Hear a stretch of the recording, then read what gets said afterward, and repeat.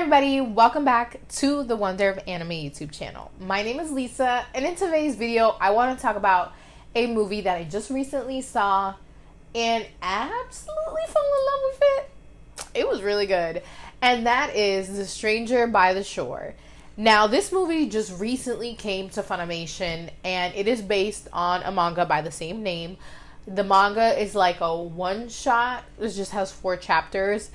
And I had seen the manga online. I hadn't read it for some reason. I may have seen it when I was looking for a little bit something more mature, and I didn't read it, but it definitely piqued my interest.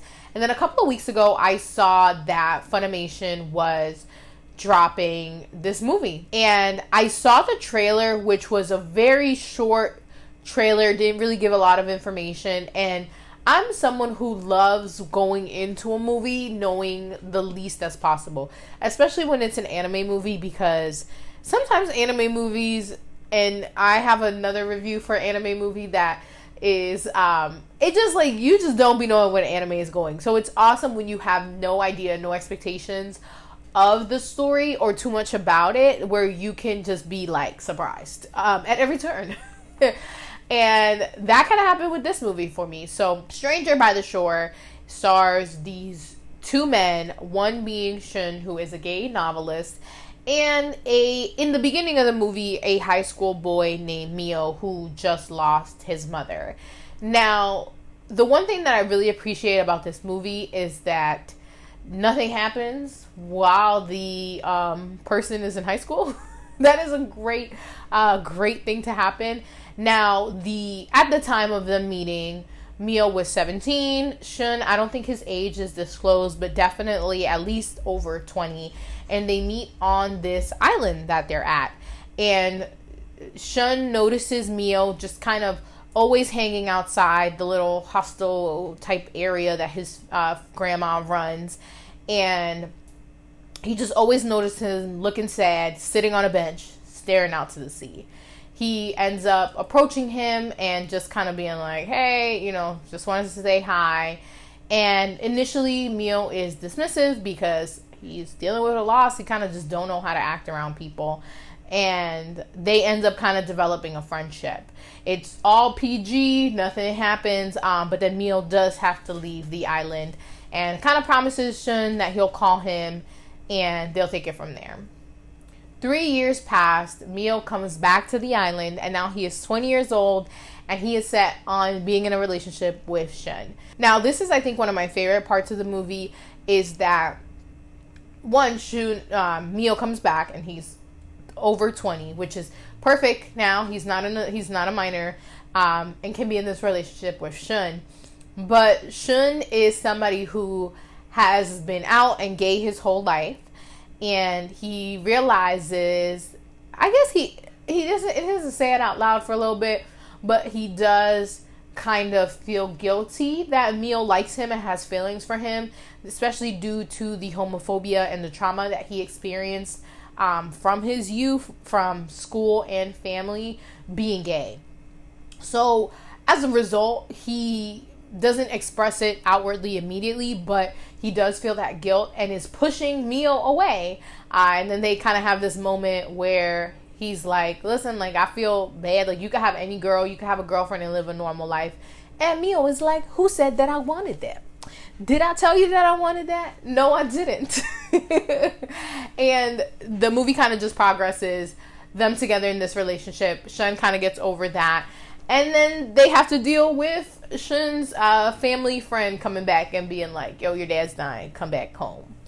I thought that part was a little bit weird. I was like, we just dealt with the internalized homophobia and feeling like he didn't deserve this relationship. Now it seems like they're good.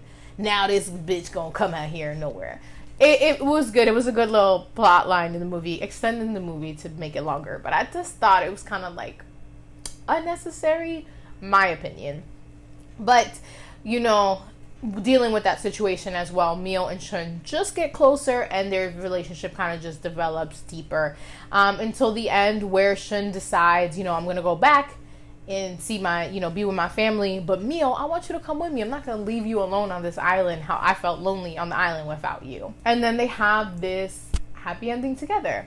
Immediately after seeing the movie, I saw it with my friend. Shout out to Ati. We do almost all our anime related things together now. And we just saw the Given movie. Then we wanted to watch this. And since they were both for about an hour long, it just fit in so perfectly. But after she left, I was like, I need to go read the manga. Now, the manga is only 4 chapters. So there are things in the movie that are made a little bit longer. The order of some things are changed. Just tiny little bits, of course, are added because there literally were only 4 chapters. They had to make it extra somehow.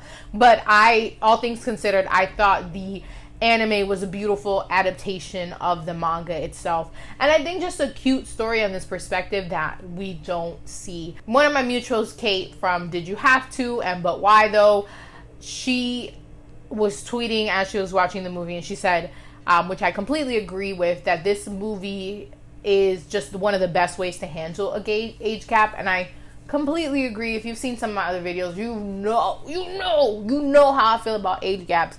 I am not a fan of age gaps when they are inappropriate, in my opinion. Although I understand that these are just my opinions. These are my thoughts. Again, I've said this in other videos before. My lines are very dramatic and harsh compared to other people's. But I appreciate that there was a time skip when Mio came back and made the relationship consensual between 2 adults. And to me, that just made me enjoy it even more. Because sometimes manga, and especially in josei and yaoi mature manga, like there's some shit that you're just like, this is such a great series, why did you have this one part? Because it's making me feel some type of way. And that doesn't happen here. At least for me personally, that didn't happen. I just think Stranger by the Shore is such a cute story. It is such a good film. The animation is beautiful. The music is beautiful. The scenery, just the background of the story, being on this island, and just these 2 characters kind of coming together with their own hesitancies and their own issues that they're dealing with to be together in such a cute and romantic way just makes my heart so happy. I really loved it. I hope that you go out and you watch it, or if you watched it, that you loved it and it brought you as much joy as it did to me. Sometimes you just need like a little short something, a movie that's like independent of a show or a series where you can just get lost in for an hour and then it's done. Happy ending. We're good. You don't gotta wonder what happened to everybody. Everybody has the ending that you want it to be. Stranger by the Shore absolutely did that for me. And if you have not watched it, girl, what you waiting for? Go watch it right now.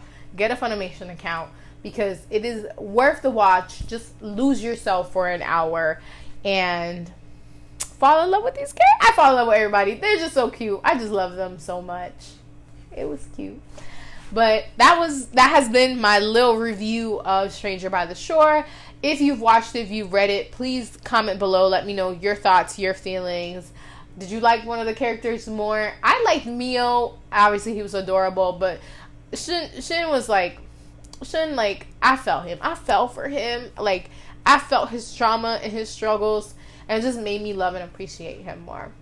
But thank you so much for watching this video. I hope that you have enjoyed it. And if you have another short anime movie that you'd like me to see, want my thoughts on, please let me know. Because I'm always looking for more. Especially one that isn't related to an anime series. Like an independent movie that's just a movie. Let me know. Thank you so much for watching. Bye.